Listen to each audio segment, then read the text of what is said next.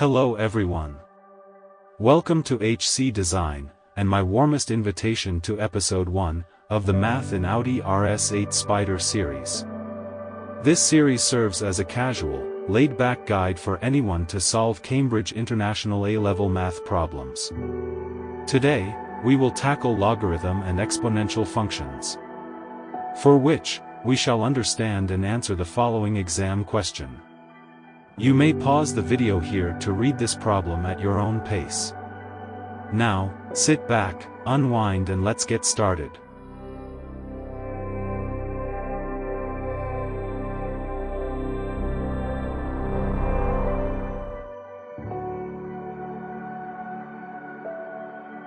Before resorting to God's prayers, we shall spend a few moments to understand the given question together.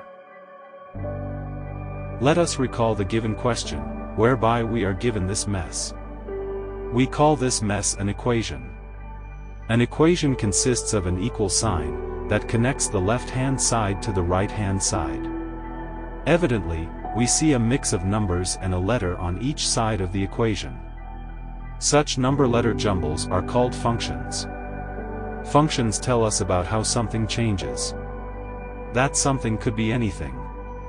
For example, the number of cars sold by a brand. Within the function, there is the letter x. This letter is called a variable. A variable is allowed to have different values. To make it easy, we can think of variables as the volume button on our phone. For example, by pressing the volume button, we can change the volume value from 10 to 20. As a result, the music becomes louder. Similarly, we can change the variable value to change the function value. So, if we use 100 different variable values, we may get 100 different function values. That would be a lot of numbers for us to stare at. However, there is a much neater way for us to make sense out of those values. We can write down the variable and function values in a table. Then, we can draw out these values on a diagram. This procedure is called plotting. And the diagram is called a plot. A plot has two number lines called axes. A horizontal number line to represent the variable values, and a vertical number line to represent the function values. By drawing a plot, we can clearly see the effect of different variable values on the function value.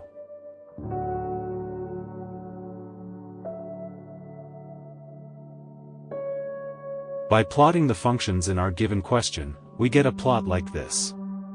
The vertical axis is for the function values, and the horizontal axis is for the variable values. Also, the red line is the left-hand side function values, and the blue line is the right-hand side function values.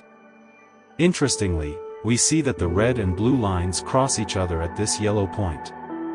This means that one variable value has caused the left-hand side and right-hand side functions to output the same value. This variable value is shown by the blue point, for which, our eyes tell us that the variable value is a little more than 20.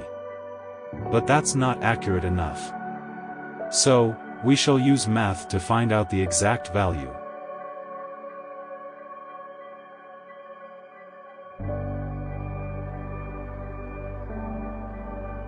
Since we have now understood the assignment, we can proceed to answer it. For which, we convert the given exponential functions into log functions.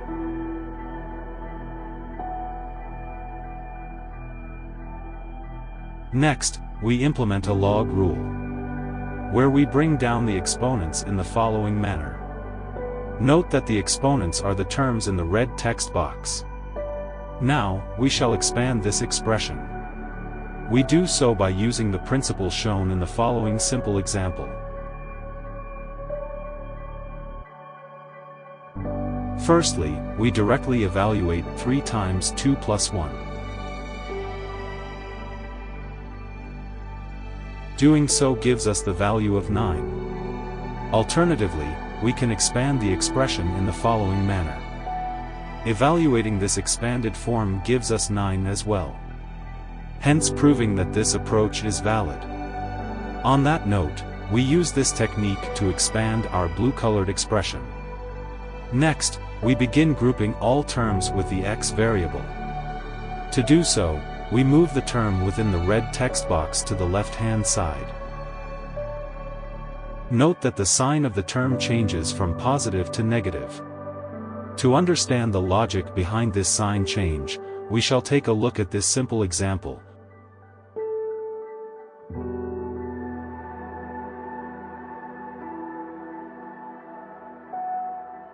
where 5 equals 3 plus 2. When we move the 2 to the left-hand side, the equation tells us that 5 plus 2 equals 3. After an intense discussion with an Oxford University math professor, we concluded that 5 plus 2 equals 7, not 3. So, to maintain equation consistency, we change the plus sign to a minus sign. On that note, we now factor out the variable from this blue-colored expression. In other words, we isolate x from each of the two terms on the left-hand side. To do this, we use the approach shown in the following simple example.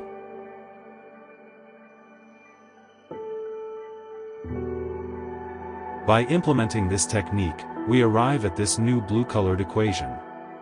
Ultimately, we aim to only have the variable on the left-hand side of the equation. To achieve this, we divide the right-hand side function with the term next to the variable x. To get a number value for the variable, we type the right-hand side function into a calculator. As a return, we get the variable value of 20.1.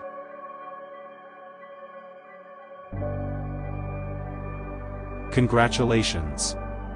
You have just solved the Cambridge A-level math exam problem.